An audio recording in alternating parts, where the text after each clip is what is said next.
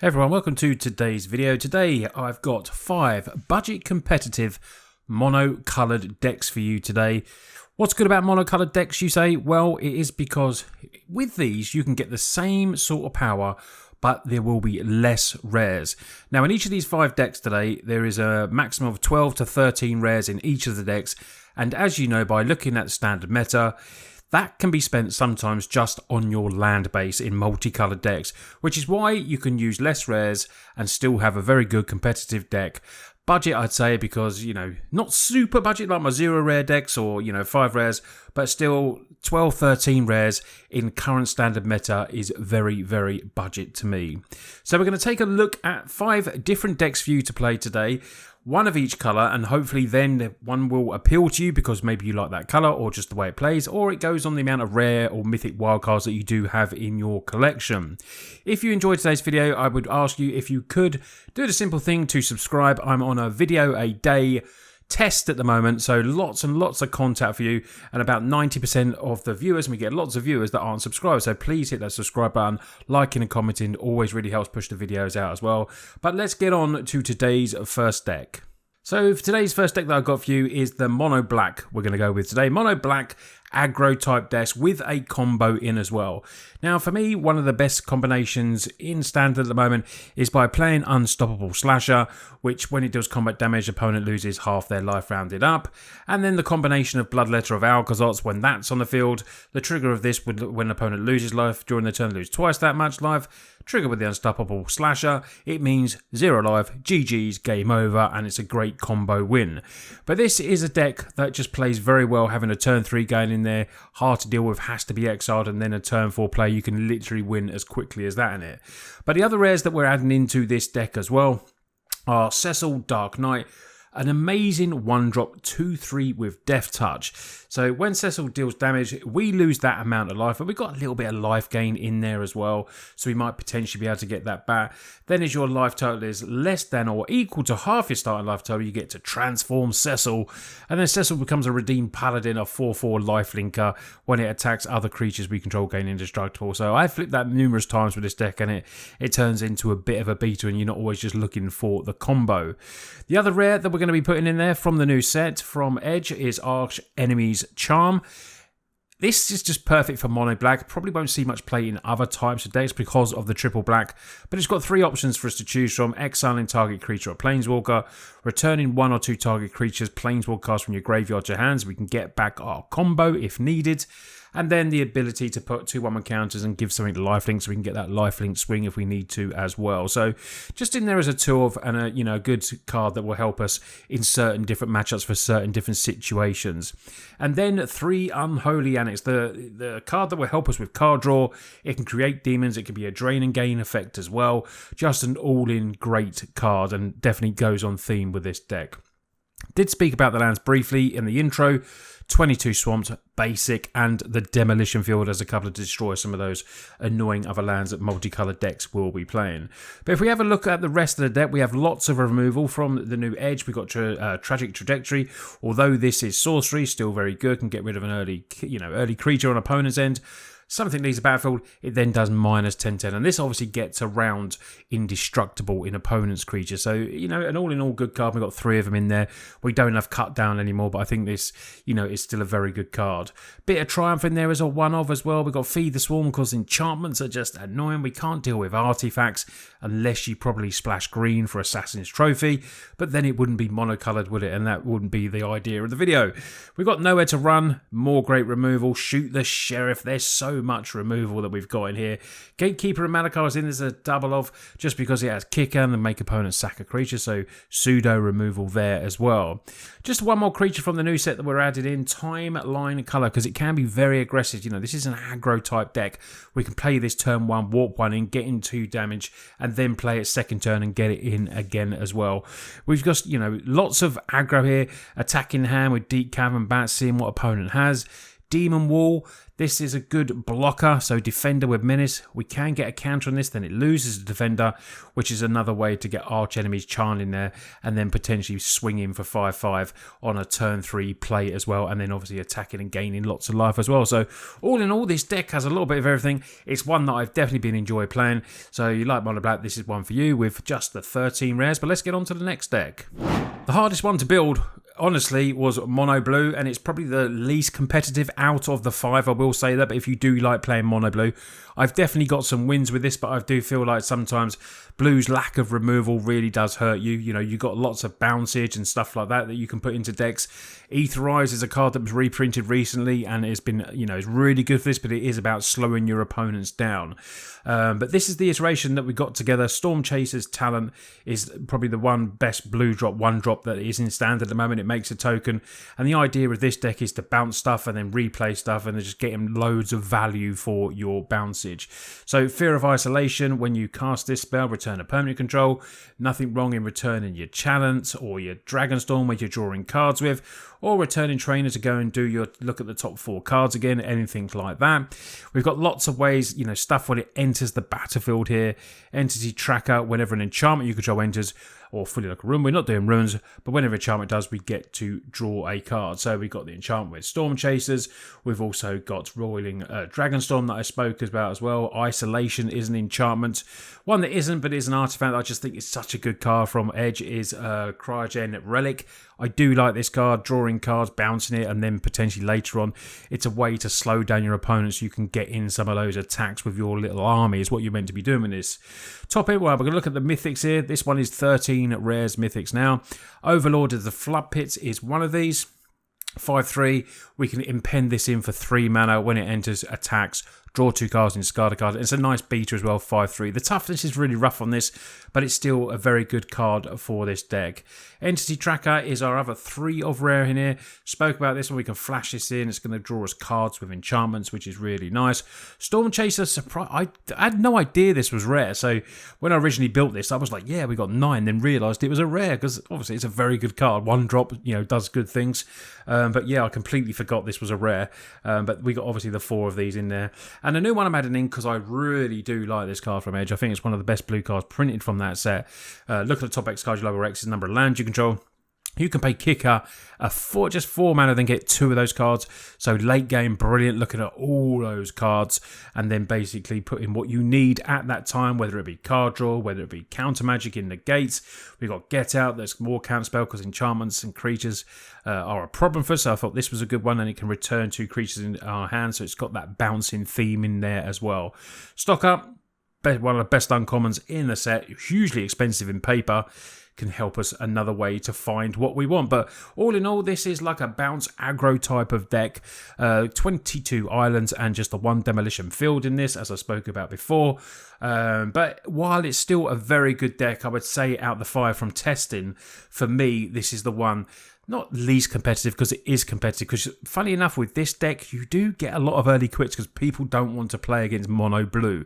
So it definitely has that going for you as well. As a blue mage, I love that. But let's get on to the next deck. Now we go from the probably least consistent to the most consistent. Mono green aggro landfall. Amazing what you can do with 12 rares with this type of deck. The budgeted down version here is still super strong, because the 12 rares that we add in are just the actual thing that makes this mono green aggro landfall deck brilliantly. So we have Bristling Bill, 4 of these, landfall, get counters on later on, you can double the counters. Tifa Lockhart, ready for the combo of just, you can just win. I've had quite a few turn 3 wins with this deck, with either Tifa, or then maybe, if you get Mosspawn Hydra down because you've played your Llanowar Elves early, getting this down and just getting all those counters on, and maybe with a Titanic Growth, you're just going over the top. Land base in this one works perfectly with budget decks, so you've got your Forest, Escape Tunnels to get double trigger on lands, and Evolving Wilds to get double trigger on lands. And even though this, these decks are brilliant for beginners and new players as well, if you've been playing for a while, or if you're a budget player, you've come across mono green and you know how good it is. Standard decks that can win turn 3, That's just crazy to be in standard. But back in the day, that used to be just like the older formats. Modern, legacy, stuff like that, vintage. But in standard, it wasn't so popular, to be honest, as it has been recently. So the same as the other package of the full version of this.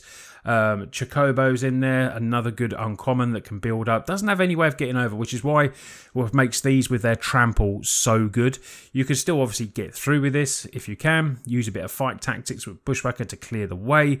You've got protection. I was thinking that this might need another 2 protection spells of some other kind as well, just to keep it safe. Don't always, when you're playing this, rush in for your turn 3 Hydra and have no protection. If you've got it in your hand, sometimes it is worth waiting that extra turn so you can then go off, but then hold back, at least one bit of protection for it. So that's a little tip that I've got, the more I've played with this.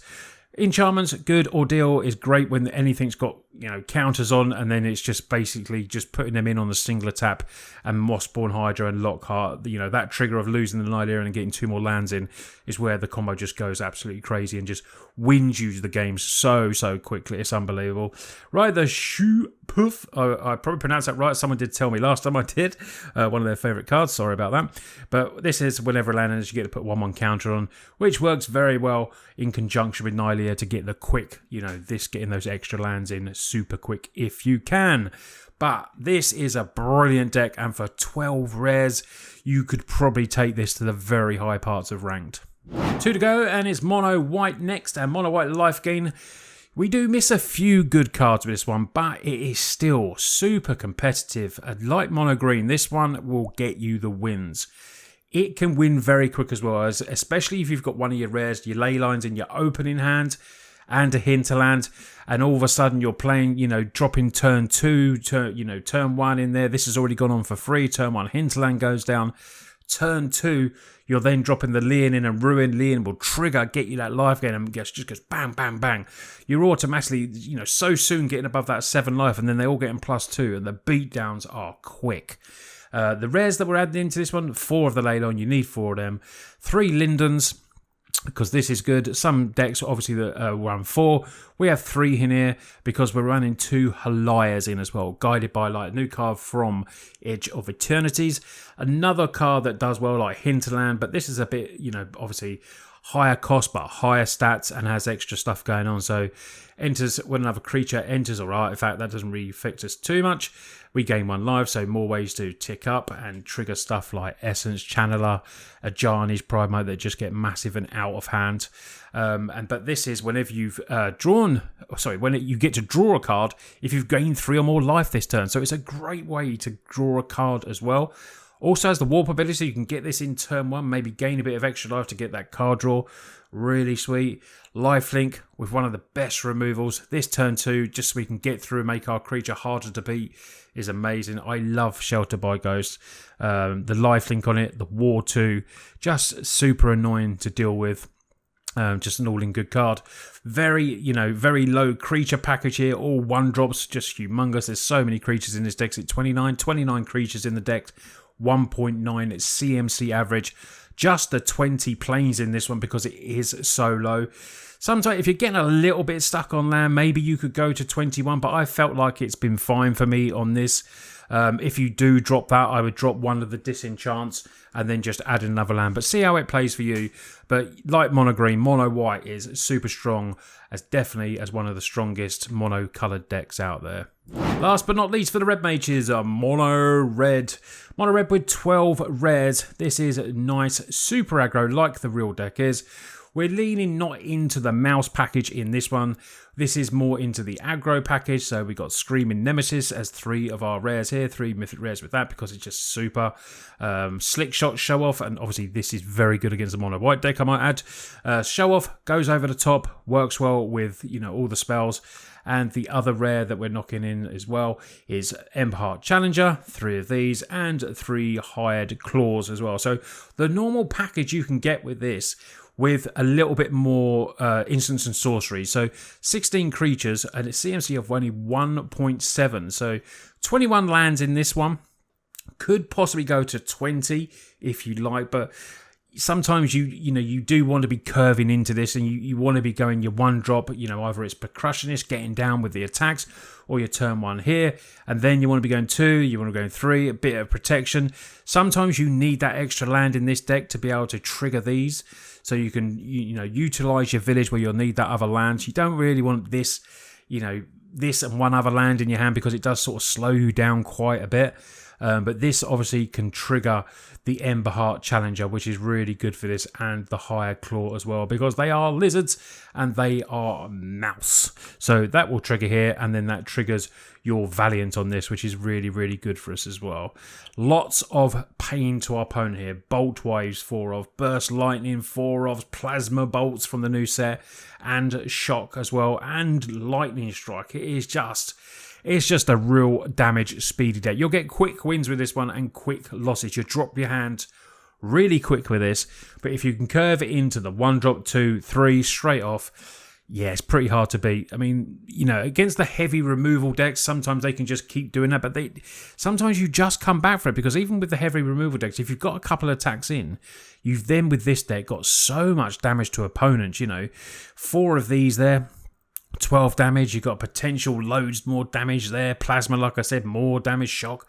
You can win with just the instants and sorceries as well. So if you can get a few attacks with this in first with the creatures, great. But don't worry, you've still got a lot of ways to kill your opponent with mono red. So there's 5 budget competitive mono-coloured decks for you to take to the ranked ladder. All you new players, beginners, or veteran players that just want to use something with a little less rares than some of the versions even of these are, you can get heavier versions of rares in these. These have all been doing consistently well and chucking up really good results, and from my own personal practice as well, I've really enjoyed playing these decks and been getting some good wins for you. Let me know which one you're going to play, and Lynn, I always love to hear you coming back and let me know how far you've got on the ladder. Normally it's a lot of better stories than some people saying, I lost 12 games on the trot. Yeah, Arena's going to do that sometime. If you want to get any of these decks in paper though, check out my sponsors, Card Market online. If you're in Europe, you can go and check out them, get all your card wants from them. And if you want to support me that bit of extra further, like I said, video a day now at the moment. We're going to test it out, hopefully for the next month, see how it goes. Become a Total MTG Patreon. That really does help from as little as I think it's around $1 a month. But yeah, I appreciate all of you. You all take care, and I'll see you on the next video.